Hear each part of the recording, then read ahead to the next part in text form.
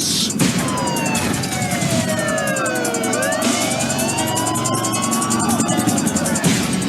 The most horrifying. It's in your blood. Resident Evil 3 Nemesis. The nightmare continues. Stars. Welcome to another episode of Button Smash and the continuation of Horror Month here on GamerThumbTV. Last year, I reviewed my favorite Resident Evil and one of my favorite video games of all time, Resident Evil 2, which saw the destruction of Raccoon City as the T-Virus spread. If you'd like to check that review out, by the way, you're welcome to go ahead and click that link right there in the top right and then come right back to this video. But today, we're going to take a dive into its sequel/side story, Resident Evil 3 Nemesis. I've always been a big fan of side stories when it comes to these big franchises that have a million sequels. And the T-Virus outbreak in Raccoon City is hands down the most iconic event in all of Resident Evil history. It was the huge turning point in the overall story, exposing Umbrella for all its evil deeds. So it's really no surprise that we've actually gotten a couple of different games revolving around those specific events. Resident Evil 2, of course, was the main experience, starring Leon and Claire escaping from the Doomed City. Resident Evil Outbreak and Outbreak File Number 2 follows a group of survivors trying to escape the same nightmare. And as far as newer games are concerned, Operation Raccoon City was another side story involving Umbrella Special Forces trying to cover up Umbrella's involvement. And even though Nemesis has a 3 slapped on the box art, just like those other examples, it can easily be considered another side story, depicting a Raccoon City escape, starting off 24 hours before Resident Evil 2 and continuing alongside it. It was almost a very different game too. The original idea behind Resident Evil 3 was to have Hunk, the secret Umbrella agent, on a luxury cruise liner, but there wasn't enough time to develop the idea before the launch of the PS2, so Capcom instead decided just to go ahead and make it a side story, starring Jill Valentine, one of the main characters from the original Resident Evil, and the master of unlocking. Jill, here's a lockpick. It might be handy if you, the master of unlocking, take it with you. And actually, the luxury cruise liner idea did make it in later in Resident Evil Dead Aim on the PS2. But let's go ahead and check out Resident Evil 3 Nemesis. And we are going to choose hard mode, because here on GamerThumbTV, we're Contra and Battletoads trained. Easy modes are for the weak. Resident Evil. Resident Evil 3 starts off with a literal bang, with Jill exploding out of her apartment, unscathed and running around Raccoon City just like Claire and Leon before her. Her goal is to escape the city with her life as zombies roam around every turn and meet some survivors along the way, like this guy near the beginning of the game who just lost his daughter and runs away from Jill like an angry teenager running to his room and slamming the door. Now leave me alone!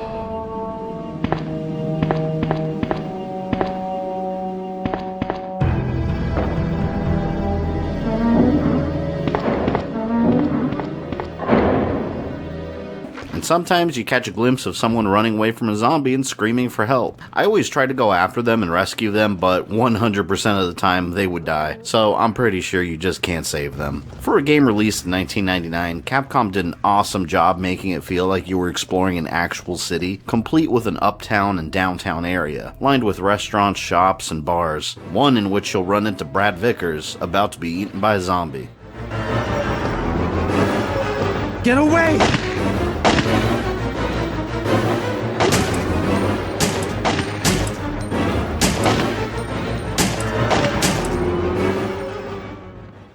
If you don't know who Brad Vickers is, he's a member of STARS alongside Jill, the Raccoon City Special Forces team, and the helicopter pilot from Resident Evil 1 who got scared and flew away, leaving his friends and teammates in a forest full of hungry zombie dogs and monsters. No!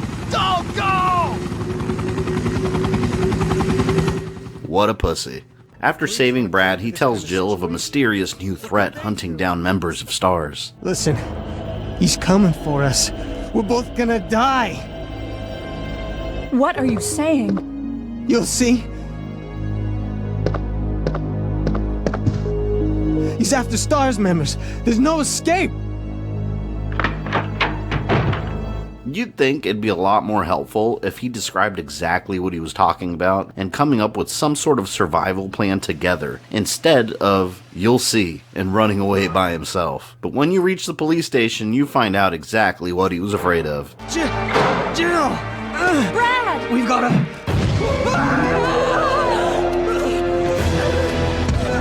Jill! Help!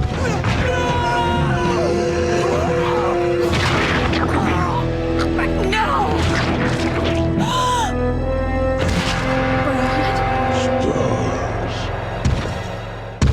And fun fact here, since this takes place slightly before Resident Evil 2, you can find a zombified version of Brad in that game in the tunnel by the police department entrance, and killing him gets you the special key, which you can then use to unlock a special locker that has different costumes. This terrifying son of a bitch that the game is named after is the main threat in Resident Evil 3, Nemesis, a monster created by Umbrella for the purpose of hunting down surviving STARS members that know way too much. During this first encounter, you're given the choice of running away or standing your ground and defending yourself. I highly recommend running away at this point in the game, because with a pistol and a shotgun, it's barely enough firepower to take this thing down.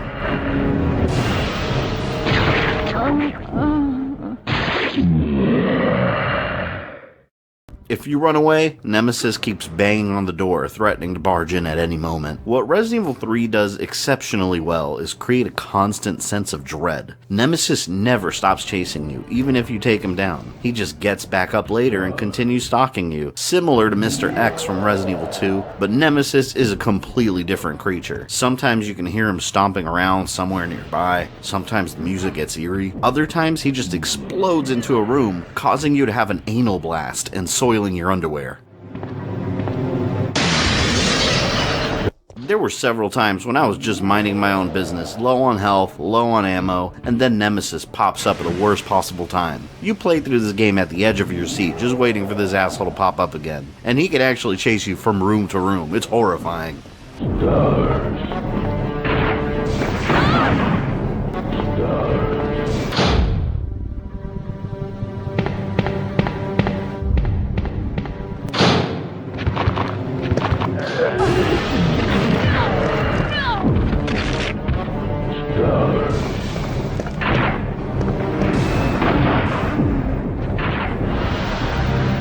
If you decide to fight back and you do manage to take him out, you get some really useful items. The first time, you get some gun parts. If you take him down the second time, you get another set of gun parts that you can combine with the first set to get a more powerful handgun.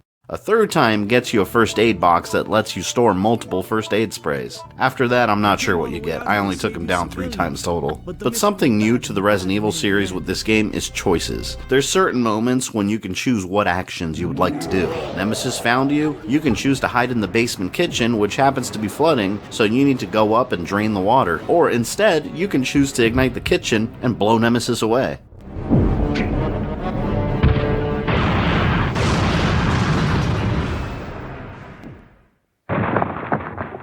Are you crazy? You could have barbecued both of us! You're surrounded by zombies in a power plant, you can take the emergency exit and escape, or you can turn up the power and watch them fry. Definitely the more entertaining option.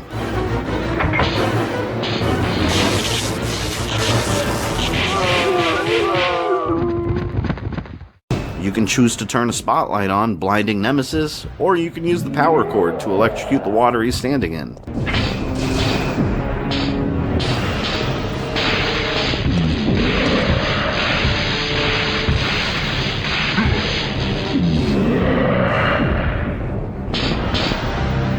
None of these choices really affect the story in any meaningful way, but it's really cool to have multiple options and makes you wonder what happens if you choose the other one. But sometimes you don't have a choice. Sometimes the story demands that you fight Nemesis, and you better hope to God that you're prepared with ammo and health items, because the game doesn't give you any warnings. Nemesis definitely earns the well-deserved spot of being the most popular Resident Evil monster. So popular that he's made it into the Marvel vs. Capcom series as one of the fighters, and he was even depicted awesomely in the Resident Evil Apocalypse movie. Going down, you son of a bitch!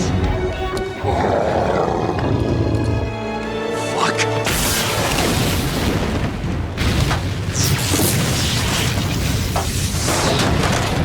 You motherfuckers is crazy. Look at that big motherfucker got a rocket launcher.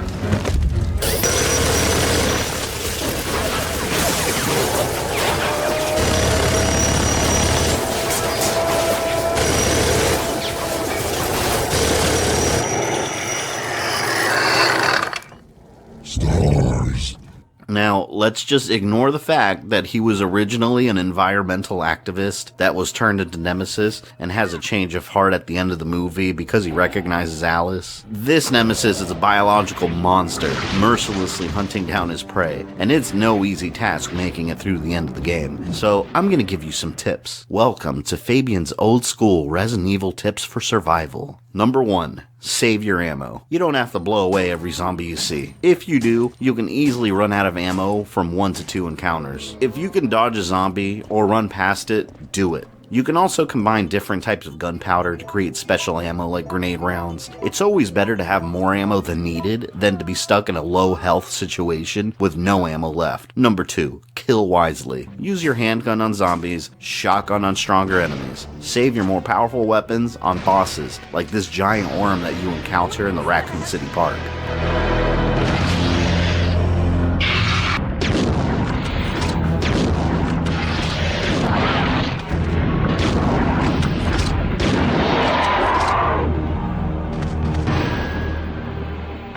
Number 3. Manage your inventory. Always make sure to have 1 to 2 healing items in your inventory, as well as a handgun and shotgun with plenty of ammo. You have to have room for special items such as keys and other important pickups too. And always come back for health items if you don't have the inventory space right away. You can never have too many first aid sprays or mixtures of green and red herbs. Number 4, quite possibly the most important rule of all, don't get cocky. This is something that we veteran Resident Evil players face. Resident Evil 3 came out during an age where checkpoints were virtually non-existent. You don't want to start the game all over? Save. But sometimes we get cocky and don't save when we should, and then the worst happens.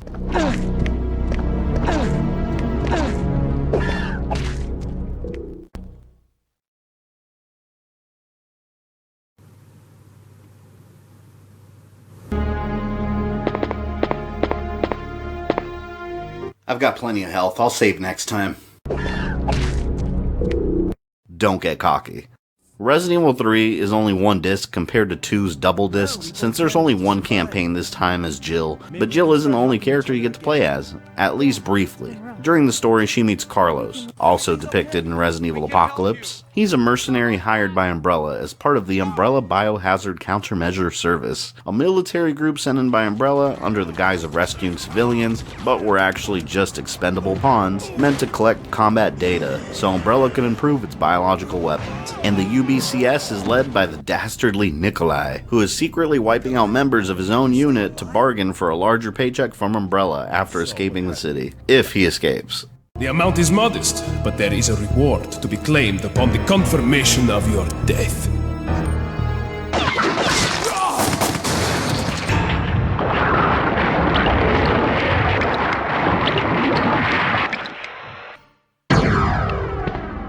He doesn't.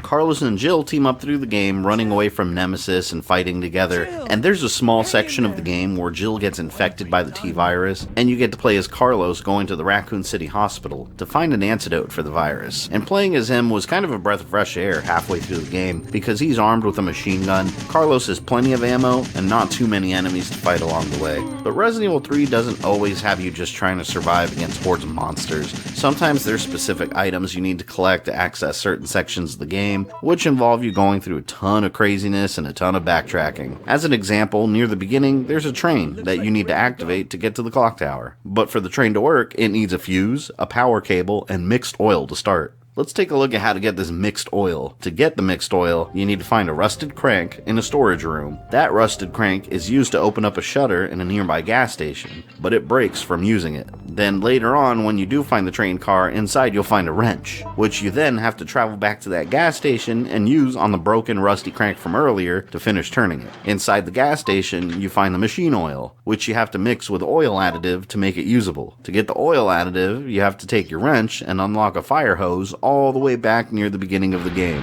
and use it to put out the fire blocking a specific path, which gives you access to the area where the oil additive is located. Then you mix the oil additive with the machine oil oil, and boom, you have mixed oil, which is then used alongside a fuse and power cord to power on the train. There's also puzzles to solve every once in a while that make you stop and think. Near the end, there's one where you have to fidget around with 3 different knobs to form a specific pattern. I was getting annoyed, really annoyed with this one. Every time I thought I had it solved, it was wrong, and it took me forever to figure it out. I don't usually do this because I like figuring things out on my own, but I got so frustrated that I looked up a solution online, and apparently the puzzle randomizes, and there's 4 possibilities for solutions. I tried all 4, for one reason or another, they didn't work. So I just kept fidgeting around until I figured it out, pissed off. While Resident Evil 3 is an action-packed game that has you running from a monster and blowing away all kinds of horrifying creatures, it also does a great job of reminding you that it's a horror game, with a desolate soundtrack to match that reminds you that you're one of the very few survivors in this dead city.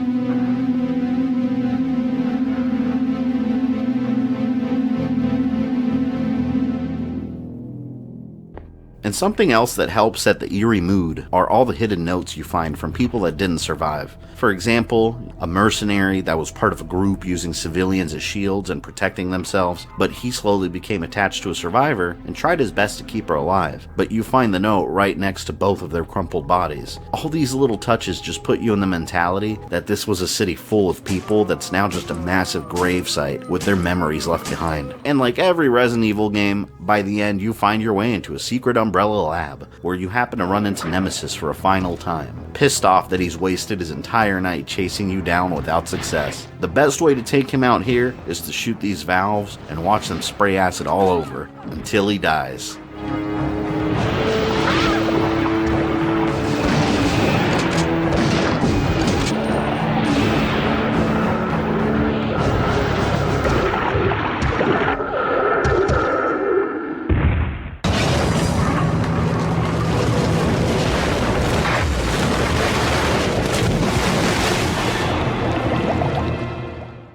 But that's not the end of it. Again, like typical Resident Evil, there's a countdown that's rushing you to the exit, usually because the secret lab you're in is self-destructing. This time, the US Army is sending a nuclear missile to Raccoon City to contain the infection in a citywide blast. And of course, when you're in a rush to get the hell out, the real final boss appears as Nemesis mutates from a melted, destroyed mess into his final form.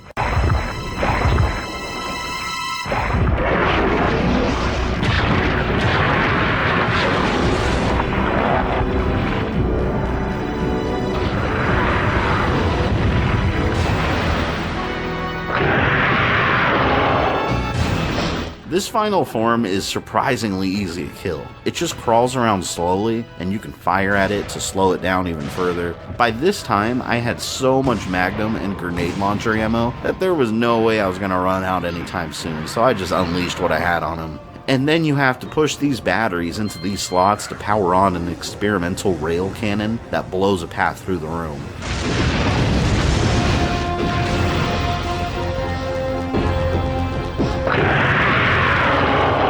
Then you have to get Nemesis to follow you into this path, and boom.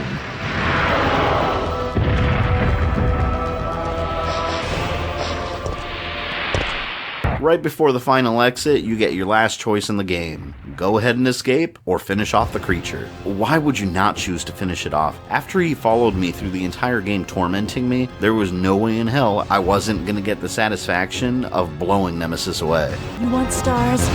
I'll give you stars.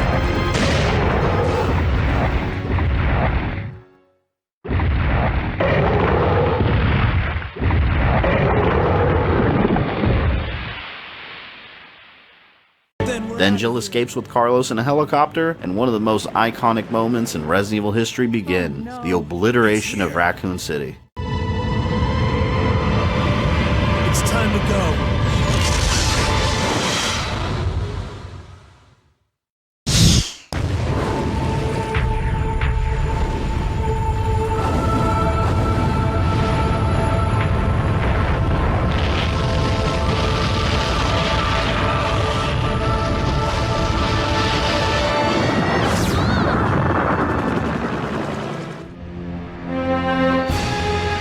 Now we have a rather unfortunate turn of events.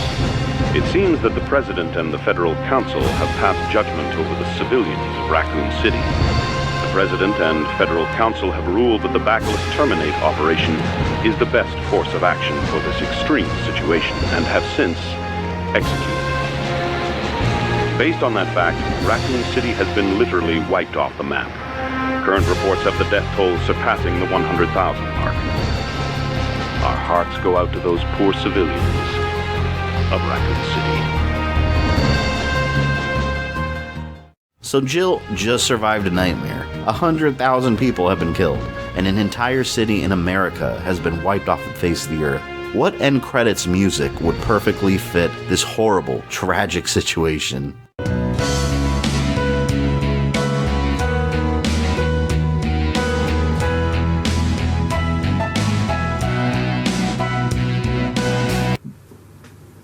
And then you get graded on your performance during the game. A C? I beat the game this time around in less than 5 hours and never saved once, and I got a C. Kiss my ass. That was at least a B-. And after this experience is over, there's a ton of unlockables and replayability, something that modern games usually lack. The epilogue explains what happened to Jill after the events of Resident Evil 3, and every time you beat the game, again, you get another epilogue card talking about a different character, requiring you to play through the game 8 times to unlock all of them. And the well-known Mercenaries Mode started here in Resident Evil 3, as a separate mode where you play as one of the UBCS members trying to make it through Raccoon City in a timed effort to defuse a bomb from exploding. And you're rewarded with money that you can use to purchase special weapons for the campaign. The unlimited ammo Gatling gun being one of my favorites, by the way. After beating the game, you also get a special boutique key that you can use to unlock this store that has different costumes that you can wear. I'm always a fan of alternate skins in video games, so these extras are always welcome. Fashion show.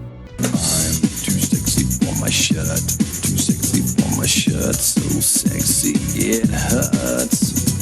And I'm too sexy for Milan, too sexy for Milan, New York and Japan. And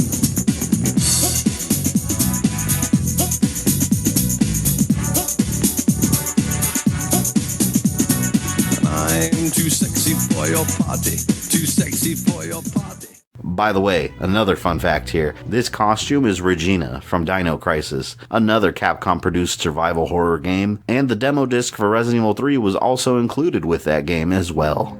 Resident Evil 3 Nemesis is a must-have game that belongs in any video game collection. It doesn't matter if you play the PS1, the Dreamcast, the PC, the GameCube version, it doesn't matter. It's a fantastic experience all around. It's awesome, so play it. But if you enjoyed this review, leave me a like and a comment down below with your thoughts. What's your favorite Resident Evil game? And remember to subscribe or follow me on Twitter if you haven't already. This is Fabian. I love you guys, and I'll see you next time.